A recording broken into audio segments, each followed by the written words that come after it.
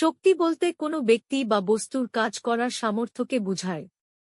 প্রধানত শক্তি হচ্ছে পদার্থের এমন একটি বৈশিষ্ট্য যার সৃষ্টি বা ধ্বংস নেই, এক রূপ থেকে অন্য রূপ নিতে পারে এবং এক বস্তু থেকে অন্য বস্তুতে যেতে পারে। বিখ্যাত মত অনুযায়ী শক্তি পদার্থে নিহিত থাকতে পারে। কাজ বা কার্য হচ্ছে বল ও বলের দিকে সরণের গুণফল। কৃতকাজের পরিমাণ দিয়েই শক্তি পরিমাপ করা হয়। অর্থাৎ বস্তুর শক্তি হচ্ছে ওই বস্তু মোট যতখানি কাজ করতে পারে। সুতরাং কাজের একক ও শক্তির একক অভিন্ন, জুল। 1 joule 1 newton 1 metre. শক্তি একটি অদিক রাশি। শক্তির রূপ। শক্তির বিভিন্ন রূপ আছে। মোটামুটিভাবে শক্তির 9টি রূপ দিয়ে প্রাকৃতিক সব ঘটনার ব্যাখ্যা দেয়া হয়। শক্তির রূপগুলি হল যান্ত্রিক শক্তি, আলোক শক্তি, শব্দ শক্তি, তাপ শক্তি, চৌম্বক শক্তি, তড়িৎ শক্তি, পারমাণবিক শক্তি, রাসায়নিক শক্তি, সৌর শক্তি। শক্তির রূপগুলোর সংজ্ঞাসমূহ। যান্ত্রিক শক্তি। যান্ত্রিক শক্তি হল সেই শক্তি যা কোনো বস্তু তার স্থির অবস্থান বা গতিশীল অবস্থার জন্য লাভ করে। আলোক শক্তি। যে শক্তি আমাদের চোখে প্রবেশ করে দর্শনের অনুভূতি জন্মায় তাই আলোক শক্তি। শব্দ শক্তি। শব্দ শক্তি হল এক ধরনের কম্পন যা গ্যাস, তরল বা কঠিন মাধ্যমের সাহায্যে শব্দ তরঙ্গ হিসাবে সঞ্চালিত হয়। তাপ শক্তি। যে শক্তি আমাদের শরীরে ঠান্ডা বা গরমের অনুভূতি তৈরি করে তাই তাপ শক্তি। চৌম্বক শক্তি। যে শক্তির ফলে এক পদার্থ কর্তৃক অন্য কোন পদার্থ আকর্ষিত বা বিকর্ষিত হয়। তড়িৎ শক্তি।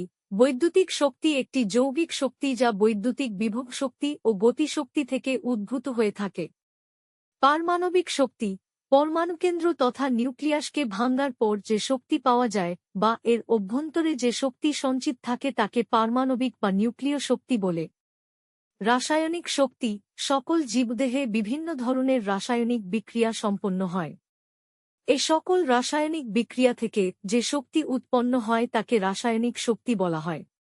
কোন পদার্থের মধ্যে একটি পরমাণু আর একটি পরমাণুর সাথে বা একটি অণু অন্য একটি অণুর সাথে যে আকর্ষণ শক্তির সাহায্যে যুক্ত থাকে তাকে রাসায়নিক শক্তি বলে।